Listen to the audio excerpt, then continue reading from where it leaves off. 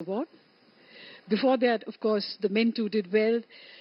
Last year, Natu Natu won the Best Song Oscar in 2023. पवन कल्याण को अभी हमने देखा, जनसेना के नेता जिनका बहुत योगदान है और जैसा कि हम सब जानते हैं बहुत ही मशहूर, प्रचलित, प्रख्यात और रामदास अठावले। एक एक करके ये सभी चर्चित चेहरे यहां पधार रहे हैं। कई बार मुश्किल होता है सबका नाम एक साथ लेना और उत्सुकता बहुत है। और राष्ट्रपति भवन का प्रांगण जो अगर इस समय हम राष्ट्रपति भवन की ओर से देख रहे हैं तो उसके बीचों बीच ये ऐतिहासिक जयपुर स्तंभ 145 फीट ऊंचा, यहां मेहमानों का लगातार आगमन हो रहा है। कुछ ही देर में यहां, जैसा हमारे साथियों ने बताया, विदेशी मेहमान जो राजनेता हैं वो भी पधारने वाले हैं। उसके बाद माननीय प्रधानमंत्री का आगमन होगा, फिर समारोह राष्ट्रपति जी के आगमन के पश्चात प्रारंभ होगा और जिसकी प्रतीक्षा हम सबको है, पूरे देश को है, दुनिया को है, देवेंद्र फडणवीस जो उप मुख्यमंत्री हैं महाराष्ट्र के, उनका आगमन। भारत में लोकतंत्र की एक प्राचीन और अखंड संस्कृति रही है, या यूं कहें कि भारत वैश्विक लोकतंत्र का स्तंभ रहा है। आजादी के बाद से 18 राष्ट्रीय चुनाव, 400 से अधिक राज्य चुनाव है और ये नवनिर्वाचित सांसद हमारे सामने हैं। आदरणीय, इनका हम स्वागत करते हैं। जिनको अभी हमने देखा वो राजकुमार हिरानी और विक्रांत मैसी, जिनको सबने सिनेमा के पर्दे पर देखा है। राजकुमार हिरानी डायरेक्टर और वसुंधरा राजे सिंधिया। अजित पवार, एनसीपी गुट पवार, अजित पवार।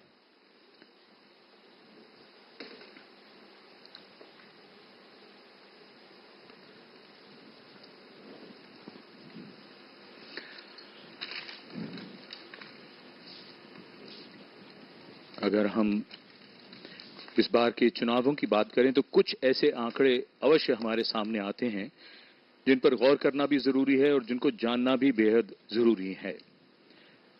1 करोड़ 80 लाख इस बार वो मतदाता थे, परिचायक है। और पड़ोसी देश नेपाल के प्रधानमंत्री पुष्प कमल दहल प्रचंड और उसके पहले दक्षिण भारतीय फिल्मों के सुपरस्टार रजनीकांत भी इस ऐतिहासिक समारोह में शामिल। और नेपाल के प्रधानमंत्री एक तरफ से आ रहे हैं और दूसरी तरफ लोगों की जो उत्सुकता है वो रजनीकांत की तरफ भी। पुष्प कमल दहल प्रचंड। नेपाल के प्रधानमंत्री श्री पुष्प कमल दहल प्रचंड और उनके साथ उनकी पुत्री, आगमन हो रहा है उनका यहां राष्ट्रपति भवन के प्रांगण में। नेपाल भारत का एक महत्वपूर्ण पड़ोसी है और सदियों से चले आ रहे भौगोलिक, ऐतिहासिक, सांस्कृतिक और आर्थिक संबंधों के कारण अपनी विदेश नीति में एक विशेष महत्व रखता है। जगत प्रकाश नड्डा, भारतीय जनता पार्टी के राष्ट्रीय Gross National Happiness Index, which is given first priority in the country.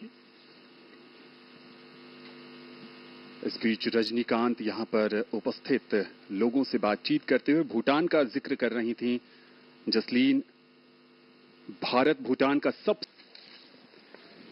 यहां इस समारोह में शामिल हो रहे सभी अतिथियों और देशवासियों के चेहरे पर सुकून और उत्सुकता देखते ही बन रही है। बिजनेस टाइकून यहां पर मुकेश अंबानी, उनके साथ फिल्मी जगत के नामचीन सितारे शाहरुख खान भी इस भव्य और ऐतिहासिक समारोह में शामिल होने के लिए पधारते हुए यहां पर भारतीय जनता पार्टी के राष्ट्रीय अध्यक्ष जगत प्रकाश नड्डा भी दिखे। शाहरुख खान इस समारोह में शामिल हो रहे हैं और जैसा कि हमने शुरू में ही बताया था कि फिल्मी जगत की कई नामचीन हस्तियां इसमें शामिल होंगी। मुकेश अंबानी के पुत्र अनंत अंबानी भी यहां पर इस समारोह का साक्षी बनने के लिए उपस्थित। अपने आप में बहुत ही ऐतिहासिक अवसर है।